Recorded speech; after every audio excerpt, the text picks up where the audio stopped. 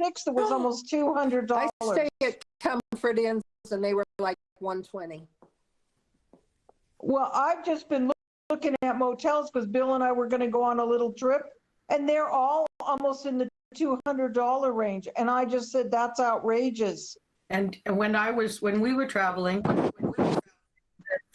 including Mesa, Chandler, that whole area, I couldn't find anything under $270 US, which turns into $350 a night for a for one night.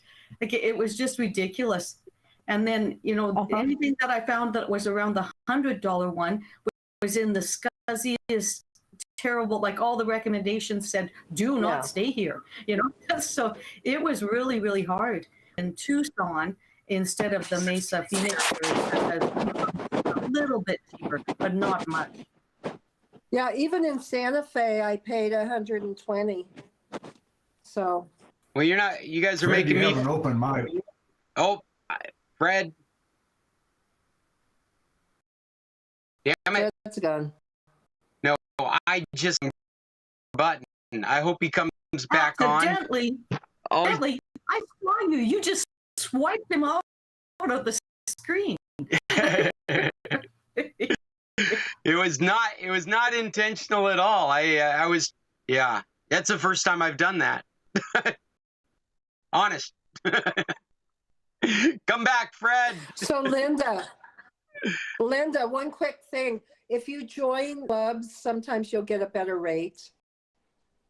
I know, but since Wyndham bought all those hotels up, La Quintas and everything, they've raised the prices in the La Quintas way high. Well, it's just outrageous. Choice hotels Sorry, Fred. and Holiday Inns are the best bet anyway, I think. Well, hey, Best Westerns usually. You guys are making me feel better about my prices. We're doing the bed and breakfast, and I've started taking reservations, and I finally was looking at all our costs, and I have to raise prices.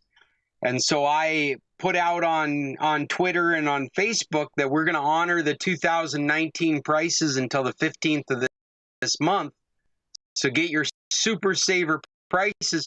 And all of a sudden I had a flood of reservations come in asking me about the 2019 pricing.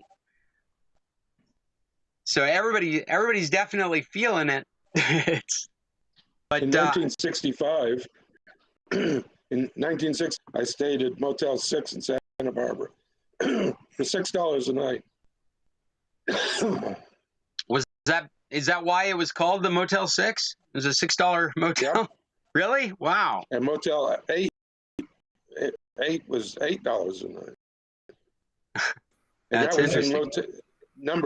Motel 6, number 2. Number 1 was at the beach, and there was only 2 of them. So on a similar Light note, on for you. I went to a restaurant, and on the front door it said 3.5% will be added to your bill due to inflation. Well, why don't they just add that to the menu? So they're dealing with inflation. It's annoying. Yeah, like they don't want to reprint the menu with inflation and just-in-time inflation. White stickers. Those little white stickers that you stick on over the price and you write the new price in. Right. I was down there last week. I am missing San Carlos. It's the wind is howling in Colorado. The dust was so bad that we had an alert. If you had problems breathing, don't go outside. And it was like degrees 2 days ago, and this morning. Well, it was beautiful down there and no humidity. It's beautiful here in Green Valley, no humidity. Nice. All right. I might disappear in a moment. I just got a Hermosillo phone call and got disconnected. So if they call right back, I'm going to leave you for a moment, hopefully find out about my bag. I hope that's who's calling. Norm- that number back now. Call it. Call it. Somebody's there. Let's see what happens. He's trying to deal with this issue as a techie kind of person rather than as a person that is used to doing things the other way. Let's see. It's ringing now. So Cheryl, you're in the snow again. Afraid so. I wasn't going to mention our temperature, but 0. So 32 to most of you guys. And yes, we had big fluffy snowflakes all over ourselves and our car for a little while on Sunday, Mother's Day morning. And then we drove out of the mountains and left the snow behind us. But this morning there were a few pellets of little bit of snow in our yard. We yesterday is the first time we were in a grocery store since basically leaving San Carlos, and the two things that stick in my mind was a lime was $1 Canadian, each, and a avocado was $2.59 each. But that's only the beginning. Everything is, we've been eating in restaurants and casinos since we left, so for a lot, it's definitely shocking. Well, and here nobody wears a mask in Colorado, so I am like one of 4 people in like a Costco with a mask on. We have no mask requirements, but we ate in a restaurant in Sherwood Park, close to Edmonton, yesterday, and one of the servers had a mask on, and I saw a couple of ladies that had their masks that they put on when they started to walk around. But most of them are maskless. I'm going into the university hospital tomorrow morning for some blood work, and I definitely will be wearing masks there and at my doctor's offices, and it's still all virtual. Well, my eye doctor has to look in my eye. But anyways, I'm only allowed to go one person into the office. I have to be masked, not with my own mask, but with a medical mask. And yeah, so we're making our way through it. But our hospitals are full. Oh, they are? With COVID again? Yeah. Wow. That's the only ambulances are backed up on the entry. That's the only saving grace around here is that everybody's in the green. I was going to say that we've had just recently we've gone out. Oh, and just a feedback on the dial that number back now. Somebody's there. Nobody's answering. Nobody's answering. Just ringing and ringing and ringing until finally. So, but yeah, here we've only recently started having some experiences, both more in San Carlos than in Guaymas, where the crowd that we're going into is not wearing masks. They're not coming into the crowd wearing masks. We're still wearing masks into whatever it is, but that's definitely starting to change locally. One point, just before you leave that, nobody's answering. Scott, when we were in San Carlos, if I tried to dial a number and I didn't put the pound sign on it for some stupid reason, it would just keep ringing and the person would tell me, you never phoned. So I started putting the pound in front of all of my numbers. You're talking about a hash pound? Yeah. Or are you talking about the +1 or the +52? Maybe it was the plus. I think it was the plus. I think it's the plus. I had to have a plus on my iPhone before it would, or my cell phone. That makes sense. That makes sense. And that's actually how I recommend people do it, so that they don't have any problems with dialing either in Mexico or in the United States. Did you just put a plus on that one? Yeah. Did you just use a plus to him or so? Oh, okay. This is it actually comes on it, and I just have to dial it back. And it just rings and rings and rings. There's nothing happening. It's not well, and regardless, mine's Mexican service, so I don't actually have to specify the country I'm dialing to. Yeah. Yeah. But anyway, yeah, I've only recently, I went to a hardware store the other day. Everybody in it didn't have a mask. Everybody that was attending me didn't have a mask. And I'm like, wow, this is really different from Mexico because they've just been so good about following these mask mandates. Have these instances, and I'm kind of getting the opinion they should drop the mask mandate while they still have this illusion of getting the people to do what they want them to do.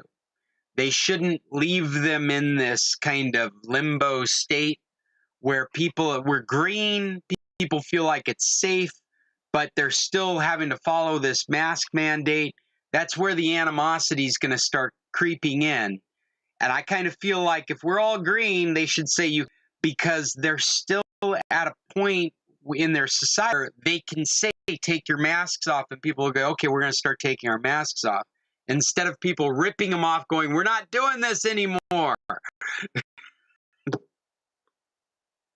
That's my biggest concern in these circumstances is how do you organize masses of people to get on the same page? And I've just been so impressed with the way that the Mexicans have done this constant job of being on the same page. They put us to shame. I don't know whether masks are helping or not. I personally, I believe it, but in general, maybe the science will shake out that masks weren't all that helpful. But what they were really helpful at doing was determining that everybody had the same goal. And so everybody was trying to achieve the same thing. And I really feel like Mexico did a much better job than we did in the United States. Hey, should we talk about some computer stuff? I did bring some topics I thought you guys would find interesting. And I did stick a link to it in our in-call chat. And that document that I shared with you earlier has got a couple of different news stories. The first one on it's talking about how Apple, Google, and Microsoft have all announced jointly to start dropping passwords. If you can imagine, this is the idea that you have a device that can do authentication on you, i.e. your phone. Maybe it would translate into a watch. But essentially, they say they're talking about this being a really big deal starting next year, but they're going to be providing a standard at which you get authenticated from the device in your hand to wherever else you're going, whatever if you're on a website on your laptop, you'd be authenticated by the device in your hand. If you're in a kiosk, you get authenticated by the device in your hand. And you no longer have to be remembering passwords. It would be this process of authentication and verification that would happen between you and that device. That device becomes intimate. It becomes a fixture, a part of your life, kind of how cell phones have become. And it is what allows you and you having that phone is what allows you access to whatever the service is that you're trying to get into. And so there's this great argument for all that authentication doesn't have to be stored out there on the cloud. Like if you were to compare it to a LastPass model, where those passwords are all being synchronized into a service, they have to traverse the internet, they have to move back and forth. Well, one of the reasons this model would be so interesting is because none of that would have to happen. The device would be authenticated, and when you use your bio, your face, your fingerprint, or the one password you use on that device, then that device is opening you up to all those other services that are available to you online. So this is the intention for the future. No more passwords.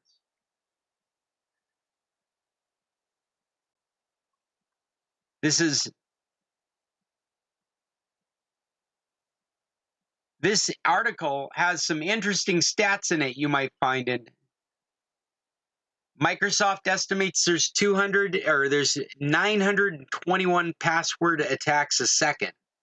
Those are PASs, password attacks a second.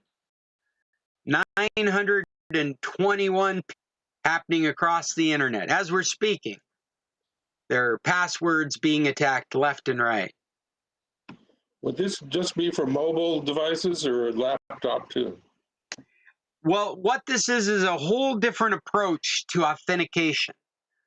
So this isn't an article written for tech people. This is an article written for real people. So I only have to speculate what we're talking about because they don't go into great detail in the article. But what I imagine is they're talking about using hashes of encrypted keys. So your access to that service is granted to you because you can hash this particular random key. Now that sounds a bit nonsensical to us because we're humans, but it makes perfect sense in your hand, or maybe a smartwatch you have on your wrist, is that device is the only thing that would be able to hash that key because it's a unique identifier. Because it's in your hand, you're able to provide unique information to identify yourself to the device. Then the device is what hashes these keys to services out there on the internet. So your password wouldn't be gone. And again, this is all my own speculation because none of this is covered in this document. But the way I imagine this works is your password is not gone. There is always going to be a password. But the password is going to be like a 256 character random gobbledygook that was calculated. It was hashed using an encryption algorithm from the identifier of your phone and the identifier that you can. Does that make sense? So your phone, and now I'm going to say phone or watch or whatever that device is. I imagine they could sell you a password device that you would carry around with you. But whatever that is, you would, and then it would make all the authentications for you. And so you wouldn't be able to sit down. You'd sit down at your bank and username, and it would immediately ping your phone saying, is this you trying to get in from Wymus to Alaska? Right? And you would have to do your authentication on your phone to verify that it is you on that site. I've had to do that a lot recently, anywhere from Southwest Airlines to AT&T. They send you a passcode that you have to type into their web page just to get in. Yeah, and that's really, I'm using this kind of stuff to kind of think about what they're talking about, standardizing on this and setting a goal. I mean, the last line in this says that we won't expect any immediate changes, but a much more past 2023. So I think what this is telling us is that by 2023, you're going to be dealing with services that they want you to have a phone that supports this system. They call verification, and that they're not telling me that they're going to do away with passwords, but they definitely want two forms of identification. Yes, my password gets entered, but then they send me a code that I have to verify. And what? It's important to note there is a distinction between two-step authentication and passwordless entry, which is what this is. This is built on that concept. In fact, some could probably argue, a futurist could probably argue, they've been doing two-step authentication to prepare you for this change. Judy, So you want to?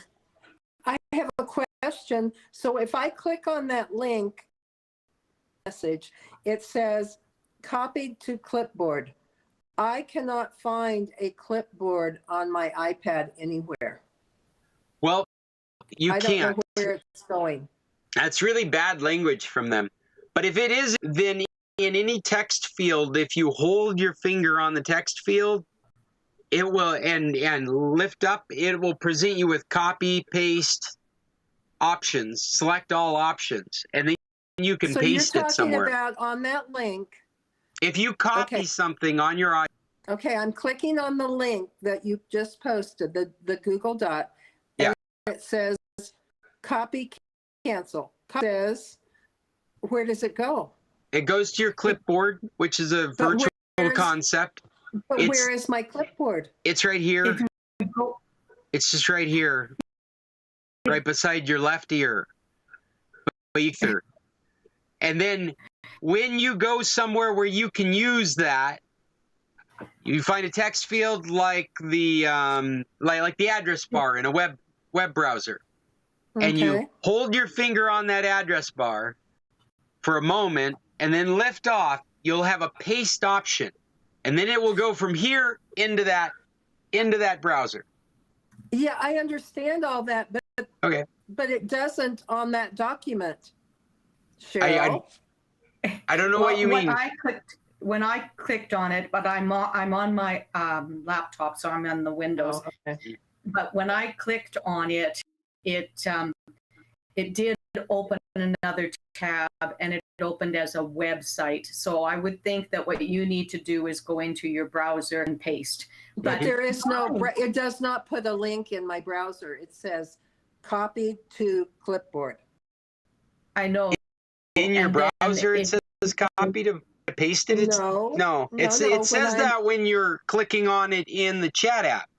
Yes. And so what that's telling you is that it is stored over here waiting for you to paste it somewhere. I don't think so. So if I go to Safari. I'm in Safari and I go to the address bar. Yeah. And now hold, type an address. Hold your finger there. If I'm in a blank page, nothing. No. It needs to be in a text field like the address bar. I know, but if I have, it's in a search address bar. Okay, and there's nothing there. I hold my finger there and nothing is there to paste. And it doesn't give you a paste. I was having the same problem with my iPad yesterday. My iPad would not let me paste. It would only scan text, like a little picture thing would come up. Exactly. That it wants to scan. And it's something in the last update.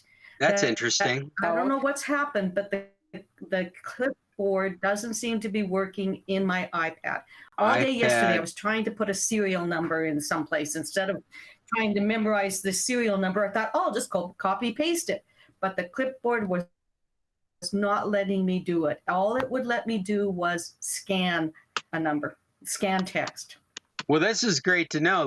We'll do some follow-up next week. I'm writing a note here, iPad pasting problem, because it sounds the way it's supposed to work. Because that message about the clipboard is a very common message when you're doing cut and paste, and you don't have a clipboard. Windows used to have a clipboard. You used to be able to go find a clipboard application. I'm sorry, you're muted. If you're talking, we can't hear you. Everybody's muted. I don't think I have a clipboard because when I put that in a Google search, iPad clipboard. It doesn't. No, that's the point I was making. There is no clipboard. The clipboard is a virtual item. It's up here by your left ear. It's right here. It's a little fuzzy. It goes like this. But is it the same term? It is the same term. Like in a Windows platform, they use the word clipboard. But do they use that on iOS? I pick up my clipboard when I open Word. Then I can access my clipboard. Maybe it's in Pages. Or Files. There's another one. Well, I suspect I've never seen anything on me think there was an application where you could look at what's copied. But I've heard the clipboard terminology the whole time I've been doing computers and GUIs. And the clipboard is just that section of memory where the last thing you copied is sitting, waiting for you to paste it. Now, you know what's kind of cool is Windows 10, Windows 8, Windows 10, Windows 11. You can hold the Windows key and the letter V for Victor, and it will bring up a list, because your clipboard is now a list of all the things, a history of all the things you copied. So you can select from the list. Time to change meetings. Oh, we're running out of time. Second. What do we got left? Under a minute. Okay. Thank you, Paul. I'm opening up the other meeting right now. I'll see you guys on the other side.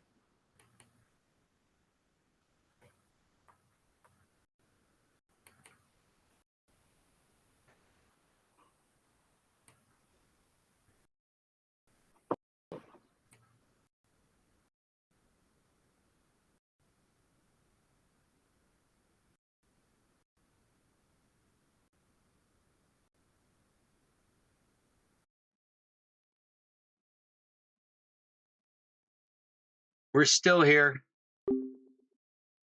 Just trying to get the new meat. Turning off the old meat. There we go. Everybody's ready to come in. Welcome back.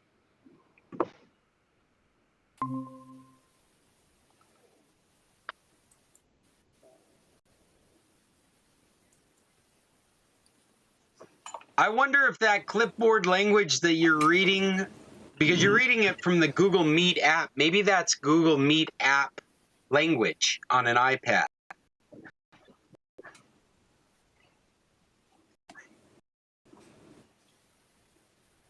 We got 7 people in. I'm here. Welcome back to the second part of our meeting. Copy. I'm going to put the doc link if I can. It's going to work.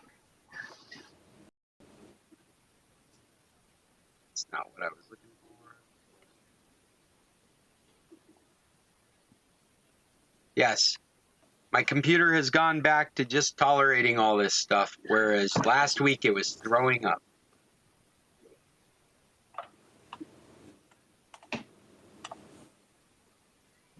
So, Judy, when you get that copied to Clipboard, why don't you go to something that's really, really straightforward, like a document or a note? Go into Note and try and paste it there, and see if you're able to paste it there. No, I can copy and paste there. It's when it goes to my clipboard. I can do a normal copy and paste. Well, that's what a normal copy paste is. When you copy something, it goes to your clipboard, and then when you paste from it, you're pasting from the clipboard. That's how all copy pastes work. But when I click on the Google Meet document, it says copied to clipboard. Right. And then it's gone. There is no clipboard. I don't care if I go to a different browser and hover my finger over or push my finger up, nothing.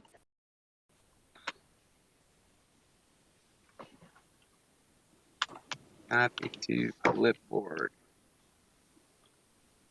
Board, Google, the iPad. In Apple, do you have a program similar to Word where you would pick up something you have saved and you want to copy it? Yeah, I have Pages, which is kind of similar to Word. Well, it may be that's where I find my clipboard. Here is a document said how to find Clipboard on iPhone and iPad. 5 effective methods. Copy. I'm waiting for this article today. Check what's on your clipboard from, where'd it go? It disappeared. I'm going to put this link in our in-call meetings. Sounds like a bomb's about to go off. Should we run?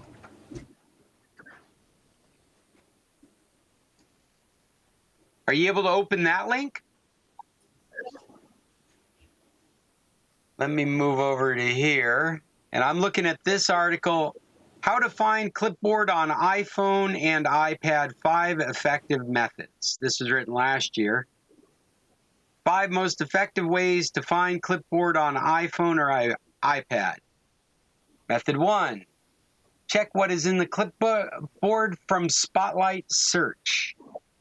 So if you go to your Spotlight search on the home screen by sliding your finger from the bottom to the top, type Clipboard in the search and select Notes. All you have copied will be here. So there is a clipboard in your notes on the iDevice. All you've copied will be shown here. Scroll down, find what you want. You can preview it before opening and sharing it with others.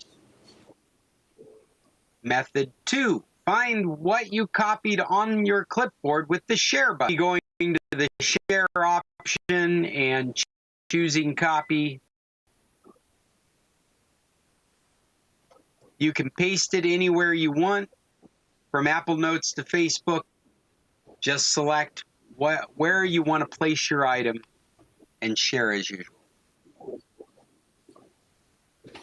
Method 3, save your copy on the clipboard with special apps. Okay, so Scott, this does not apply to my new devices. Okay. Okay, so if I swipe up from the bottom to find the search, nada. What if you swipe from the top to the bottom?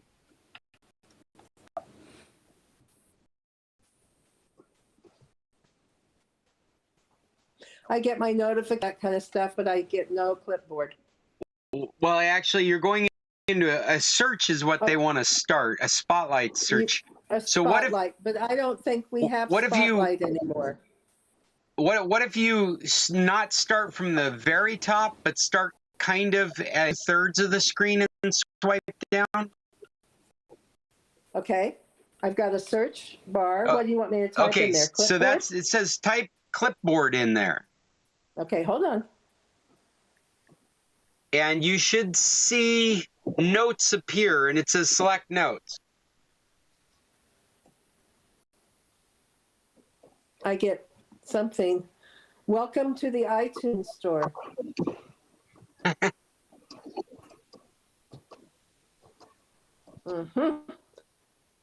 Okay, so I typed in Clipboard.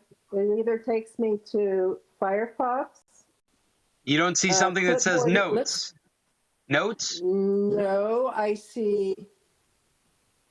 Let me see. Clipboard history.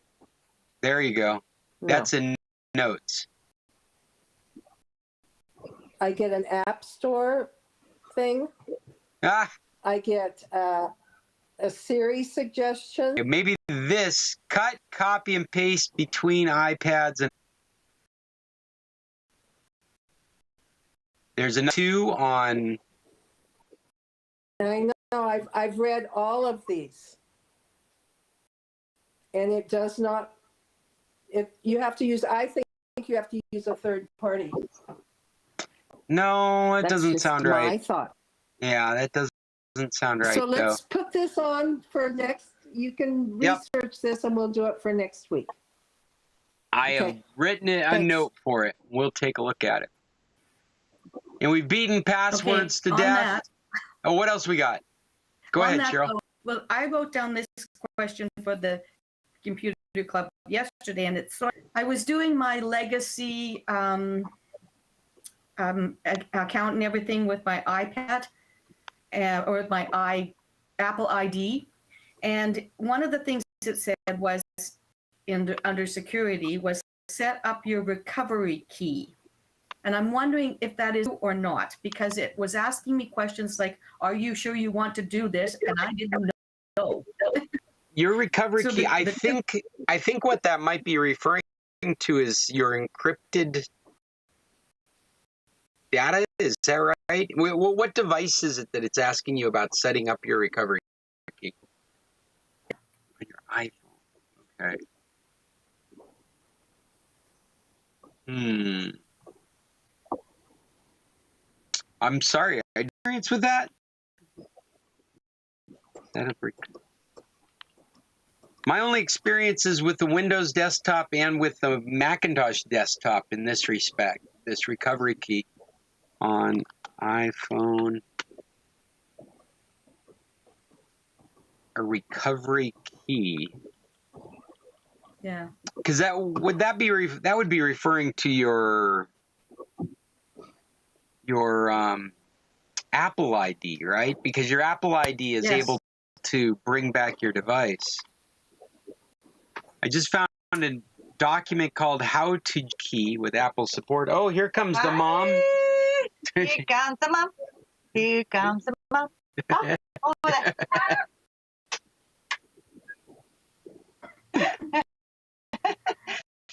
Hey. What are you up to? In this moment? Oh, my bag! My bag! The bag is here! The bag is back! She's gonna go get. Awesome, thank you. No, Sonia. Well done, you. I'm like, not really, but they're like, okay, we'll take you right now. I'm like, yeah. So did they call your cell phone? Yeah. Okay, because I had gotten a call and then I was trying to call it back and no one would Yeah, answer. they called me. So Awesome. I got a guy number and everything. And said, Thank you. Thank you. That's the best Mother's Day present I could get. yay!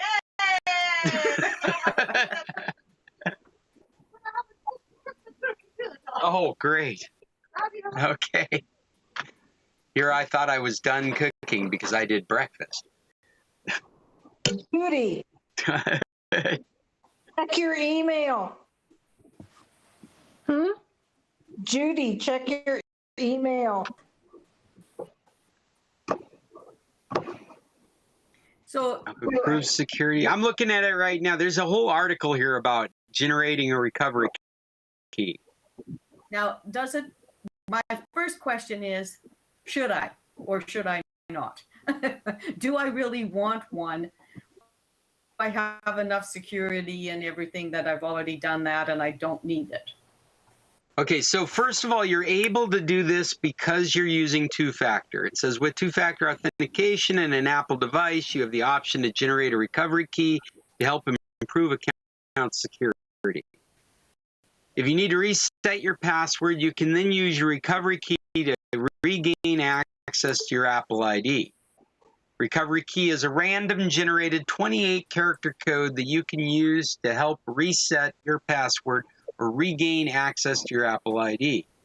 While it's not required, using a recovery key improves the security of your account by putting you in control of resetting your password. Creating a recovery key turns off account recovery. That means that what that means is that you put that recovery key in a safe and you cannot recover your password using a secondary email account or a secondary device. You must have that key to reset your password. So Okay, I don't want it. In many ways, that is making it extremely much more secure. But Turns secure off from account me from recovery. getting Account recovery is the access. process that would otherwise help you get back into your Apple ID account when you don't have enough information to reset your password. So you would be using this, it says, instead of a recovery key. Account recovery versus okay, I'm going to stick this link into our doc, drop it into our call meets. I always have to take different approaches when we're talking about these kinds of topics. This sounds like something you don't want. From my casual customers, it seems like what you do want is the ability to get your password back through your significant other's email account. Yes. And I've got 3 phone numbers in there for verification, and I've got that all set up now. I'm not going to mess with recovery key. Just the way they were asking me if I was sure I wanted to do it, I kind of, a bell went off, and I thought, nope. If you had real security concerns, like maybe you're in a corporate situation, or maybe you're a security expert practicing really good security, I could imagine generating a recovery key, sticking it on a USB, carrying that USB around. I mean, having that available to you and being able to do that. I can see all that being part of creating a better secure environment in a corporate or government setting, but in the casual setting of us, it's like it's making it more difficult for you. Like you really are in charge of your own security at that point. You lost your ability to get back into your account if you don't know your password. And there are layers of assumptions that are made there, but in the end, it sounds like what you're doing is you're making it harder for you to recover your password, which is a reasonable thing to be concerned about with our group. I help people all the time. We're always trying to recover these passwords. I would sure hate to lose a recovery key, and that was the only method for getting your password back. Or resetting it. I don't even think you get it back. I think you'd reset it. Did I paste that into our in-chat meeting? So you can take a look at that article to get a better feel for it. I'll stick it in our document too so that we've got it. I have the same question I had last week, which What's was, that?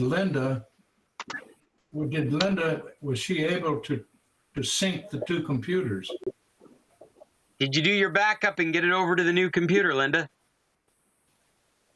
No, No, still no? it's in the backup. It's in the backup, but I can't get it on the new computer. Is it a So Windows? either I'm doing something wrong, Is it a Windows backup? but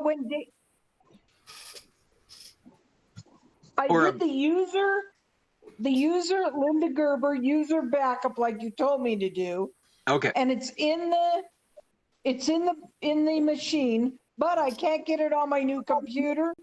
I don't know how. And Dave tried to tell me all these ways, and I don't know how to get it onto my new laptop. Could we put that on the Because when I go in for there, next week? there's nothing there for me to get it onto my new laptop. Because I'm interested in this also. So it sounds like sure. It sounds like we should spend some time talking about where files are located on your computer. I guess I've just made the assumption that folks understand the documents and pictures and that's essentially what you're to manually move them from there to the new location. But maybe we should do a presentation of that or something.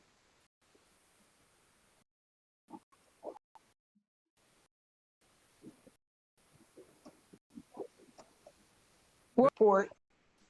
It's it. But when I tried to put it into my new laptop, I don't see it.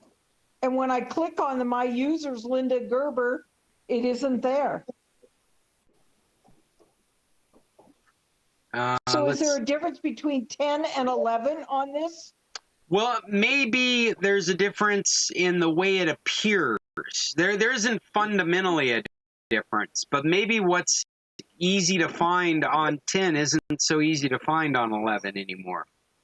If you're looking at my screen here, I've got up my users folder on this computer, and you can see one of them under here is named Scott. Yeah.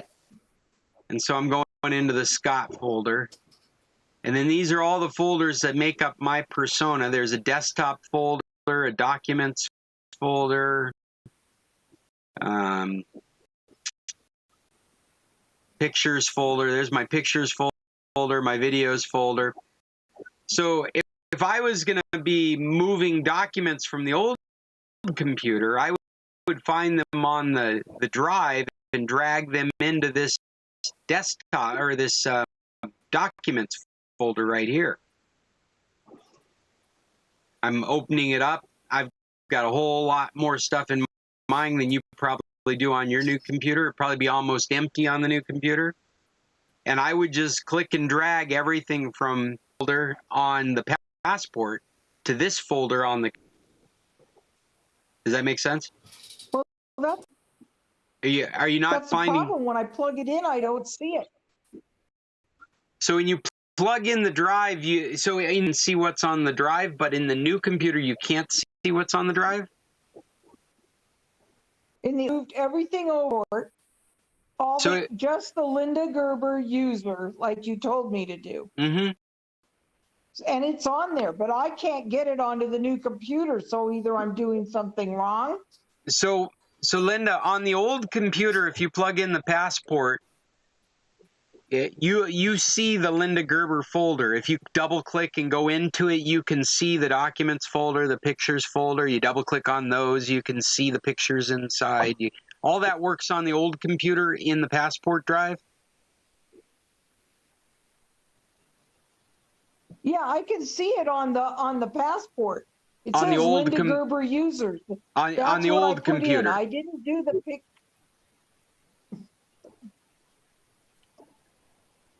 I didn't do the pictures because they're already on the Google. Well, if you grabbed the Linda Gerber folder, then everything that's in that folder should have been grabbed, which would have included the pictures folder, whether you have things in it or not. That's the reason we suggested you use the user folder, because it would just grab everything that was part of the. So it's in the passport. But when I plug the passport into the new computer, Go ahead. I don't know the picture. I don't know how to get the stuff into the new computer. Well, just to start with, when you plug it in, do you see the drive? Yeah, I can see the drive, but when I click on the drive, there's nothing there. Yeah, there's no Linda Gerber folder. It's like a blank drive. What if you look and see occupied space of the drive? Does it show that there's space occupied? If I understand right, it sounds like you're describing the drive appears as though it's empty.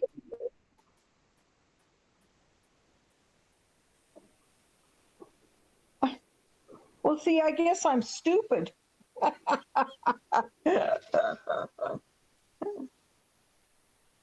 Okay. Because I don't see my files. That's the problem. It just says Linda Gerber user, but I don't see all there. So if you double click on the Linda Gerber folder, then do you see any folders or files, or is it just an empty folder? Well, if you give me a second, I can just go back in here and look at it. Okay.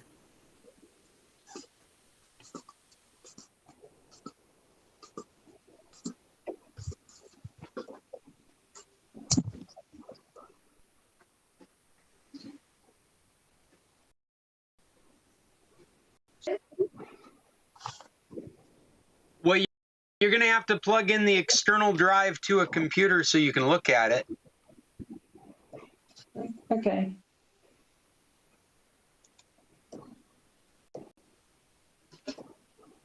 And while Linda's doing that, we can go on to another topic here.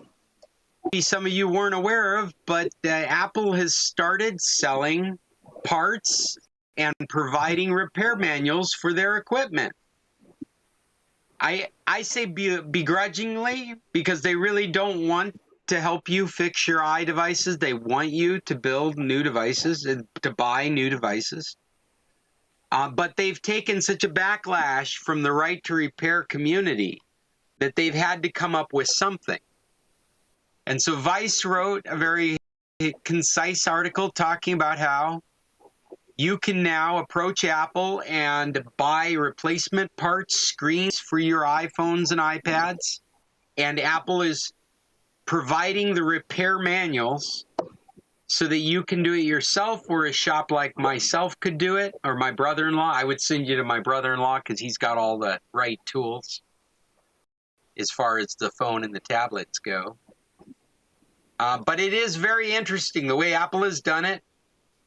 What they did is they bought a company to do this for them, but it is Apple. They own it. I'm looking for the name of it right now. What's been interesting in the third-party repair space is they've been going through the Apple's official repair manuals to see how close it was to the ones these hackers have figured out. You know, hacking being a term that was always intended to mean learning as much about a piece of technology as possible, we were left to hackers' devices to get these things fixed in the past because Apple wouldn't tell us how to fix them. And so when I go to repair a product, many times I'm looking at a repair manual that was built by people like me that took pictures and took notes of the process they went through to get it open. And so we're following these procedures that people that came before us tried to figure out. This is I've got on my screen now, it's called selfservicerepair.com. This is the company that Apple has bought, and you've got links to their repair manuals, and you have the ability to order parts through them. And if I remember right, they are providing parts and manuals for iPhones 12, 13, and the third generation of the SE. These devices were not easy to fix before, and they required, like I said, people like myself over and over again to come up with procedures on how to fix them without sending them to Apple. Apple's also made it nearly impossible to get original parts until recently, and now we're able to buy original parts from Apple itself. So this is it. I think it'll bring down the cost of Apple repairs. You can either go to a corner guy, like my brother-in-law. I had some fun reading through some of the repair manuals and to the stuff like iFixit. iFixit is a famous website out there where people have just accumulated mass amounts of manuals to teach people how to fix things. Reverse engineering, just pulling stuff apart and documenting it. And it's pretty close to same procedures. It's amazing how smart some people are to figure that stuff out. How you doing, Linda? Did you have any luck? Self-service. Oh yeah, selfservicerepair.com. Selfservicerepair.com. Is it only Apple products? It's supposed to only be Apple products, but this is the weird way Apple has done this. You're a little nervous when you're on the website. What validates this is all the journalists out there saying, no, really, this is it. This is the way Apple has done it. And so it is disassociated from Apple, but it is only Apple. I think Apple's going to have to do something about it. They're going to either have to brand it or start promoting it themselves. Right now, what they're doing is they're pushing it out as press releases. And it is because we have so much right to repair stuff going on right now. They need to be able to hold stuff up and go, we support the right to repair, even though we all know they don't. They absolutely do not support right to repair. They support the right to charge you 3 times the amount for the same technology you were using last year. That's what they reserve the right to replace your screen for only $200 when you break it. That's what they support, but they can't support that publicly. Publicly, they have to support the right to repair, and so this is the beginnings of that. Is we support the rights to repair. Here's some repair manuals, and here's a way to buy genuine parts. And the way they've done it is so weird. They do not want to be known as the place you go to get your parts and fix it yourself. As you can tell by the way they've done it, they are just disassociated from it. They can say on paper that they support right to repair, and they can make it just very uncomfortable for you to try and repair your own stuff. This comes hand in hand with Google and with Microsoft. They both, I'm sorry, not Microsoft. Google and Samsung have both started providing repair manuals for their phones and ways to get a hold of their parts. And so this is like the third big one to be doing this kind of stuff. Hey, Linda, what do you got? Did you get to see that folder? Were you able to find stuff? Just before Linda, just before you guys go back to Linda's thing, I'm gonna have to leave. I was interested in a couple of more things that you had in your meeting there, the climate control one, but maybe it won't come up till next week. Busy with medical stuff and everything for the next couple of weeks, so I'm not sure I'm going to be on next week because I have a virtual doctor's appointment scheduled for 9:30, and you never know what time that's going to actually happen. So if I don't see you guys then, I'm going to catch you in a couple of weeks. All right, Cheryl. We'll be looking for you. I'll try and be here every Tuesday throughout my travel and up to Alaska.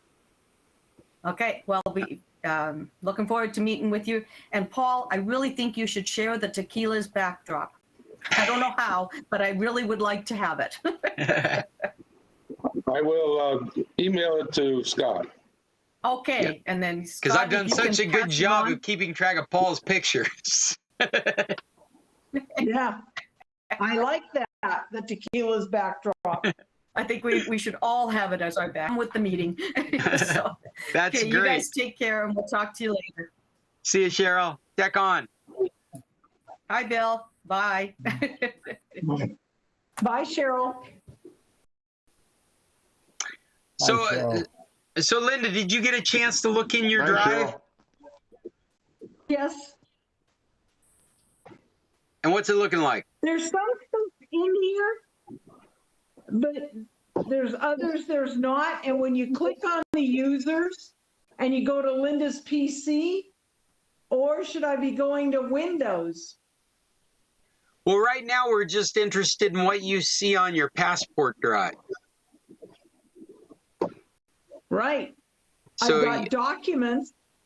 There you go. So yeah, you go into documents, and do you see all the documents that are on your passport drive? Yeah, but this isn't that many, and I have a ton of documents. Well, you'd want to go back to the old computer and compare it. Maybe it didn't do a good copy. You know, I mean, here's a really old San Carlos Computer Club announcement from 2015. So like I said, I would go back to the old computer and look in the documents folder and compare it. Maybe it didn't do a good copy. Maybe it only got a partial copy. Maybe my question is, I'm plugged in and I go to these, then how do you get these into your computer so you don't have to plug in your passport anymore? Sure. At that point, what you would do is you just drag and drop from that documents folder to the new documents folder. So you could multi-select everything in that folder and just drag them over to the documents folder on the new computer, and it would copy it from the passport to your new computer. I guess I don't know how to do that. Well, here, let me, I'll put File Manager on my screen. Hard to see on my tablet. I'm trying to make it big enough to see, but this is an example of a File Explorer, right? And I'm in the Scott's Documents folder here. What I'm talking about is just multi-selecting a bunch of, sorry, my computer's moving really slow. Okay. And you see in my quick list here, I have a link to the documents on my new computer up here. And so I would just drag. I can't see on my tablet. And drop them into the documents folder right there.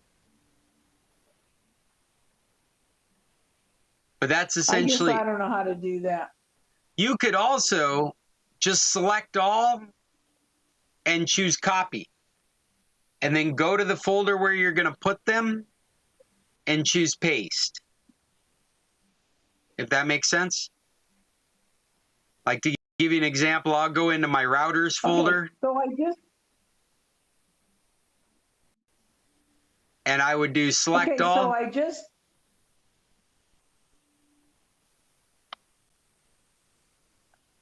I'm sorry, my computer's moving so Okay. slow.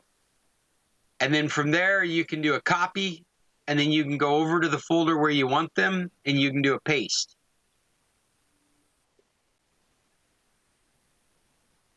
My computer's moving so slow, I don't think it's helping with examples. I'm sorry, I'm trying to demonstrate it at the moment. It's just not a good example. But you're doing a copy-paste methodology where you're selecting what you want in the new folder, you're selecting it from the old folder, and you're pasting it into the new folder.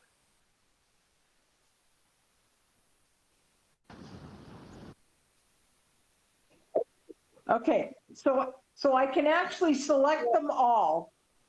It says name and it says everything's highlighted now. Okay.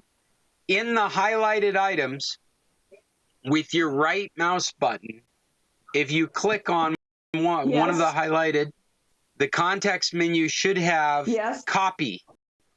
So select copy. Copy is path Copy, C-O-P-Y. or show more options. Let's see. Copy. You got it? So just click copy. Yep, that copies it to your clipboard. Sorry, Judy. Okay. Okay. Okay, and now you can go to the folder where you're going to put them. Just In open the documents? Yeah, you want to put them in the documents folder on the new computer.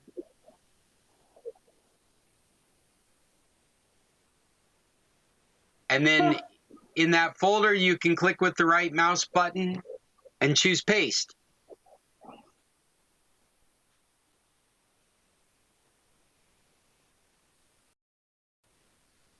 And you should get some drive activity.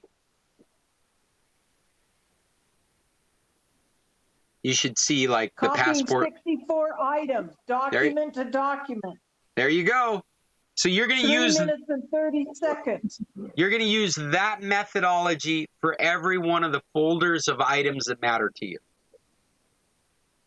On the passport. That's right. You'll go to the passport. Okay.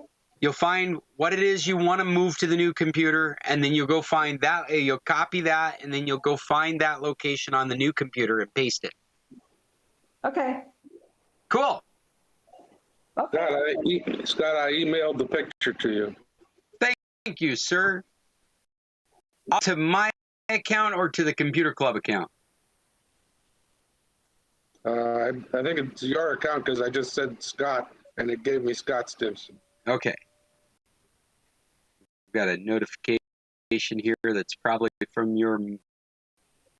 No, that's not it.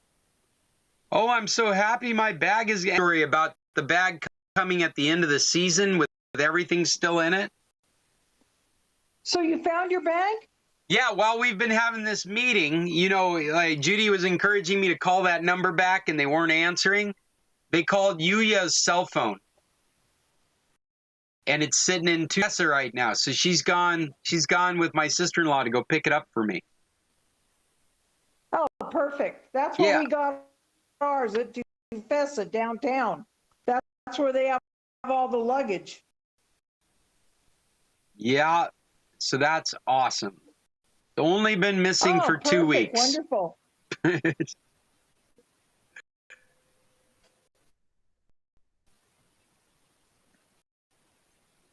Yes, it is. All right. Well, what else we got going on?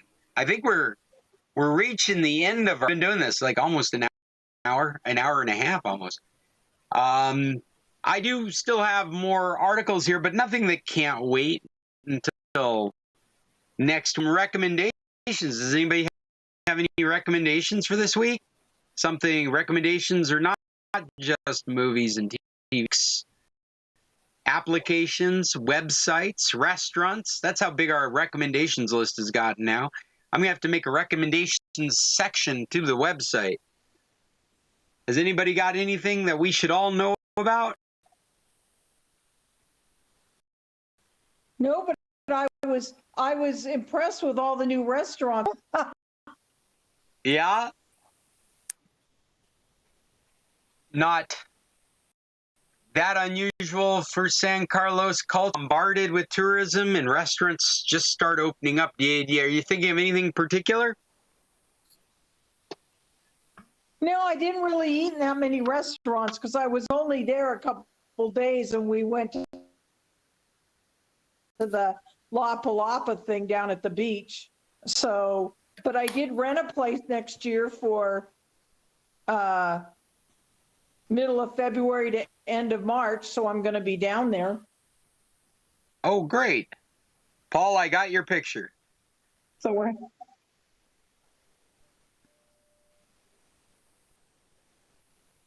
You notice I yelled the subject matter at you. Tequila.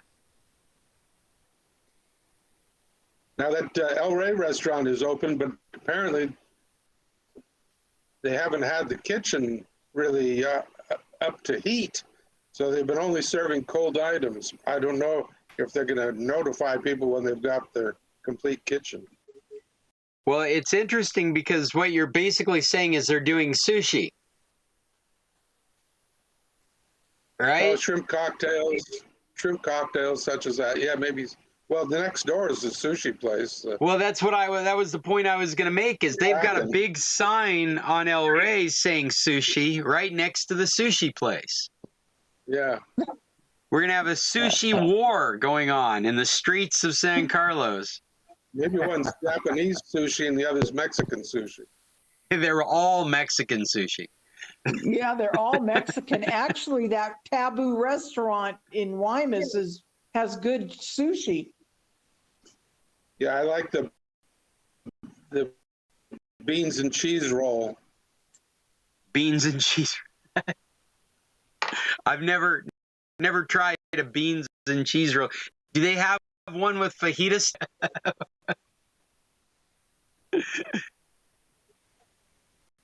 That's a sushi burrito.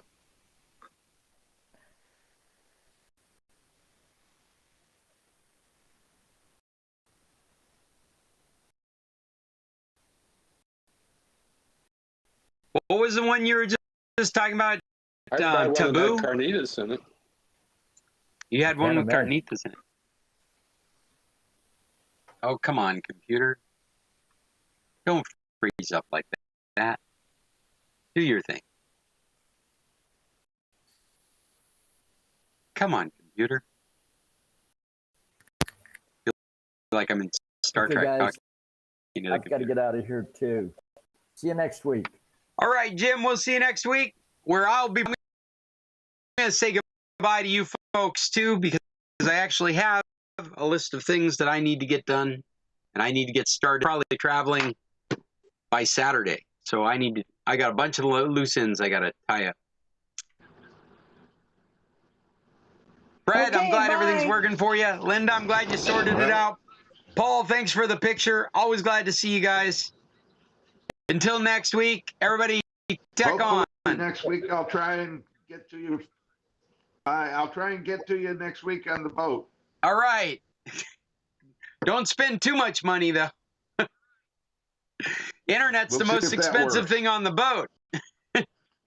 I'll try not to. See you later, Fred. I know. Bye-bye. Yeah, I haven't tried the drinks yet. No, I have not. Didn't mean to cut him off there, but that was the thing. Slightly better this week than it was last week. The inflated battery is my nemesis, and it is now out of the laptop. So hopefully that will have resolved any. Until next week, I am Scott Stimson coming to you live on the internet every Tuesday at 10. If you have computer issues out there, I can bring you solutions. Just get a hold of me. I'll reach into your computer remotely and try and resolve them for you. I do training, I do fixes, I do troubleshooting. Just let me know. Scott at internationalcs.net. And if you like that we do and broadcast, check out the San Carlos Computer Club. Our website is scclub.org, where I post well, details from these meetings, as well as we turn this into an audio podcast that can be found in all your podcast feeds. But we make puzzles, we make art, we make all kinds of stuff all around the computer club. I gotta go. That's my watch going off on me. Until next week, tack on.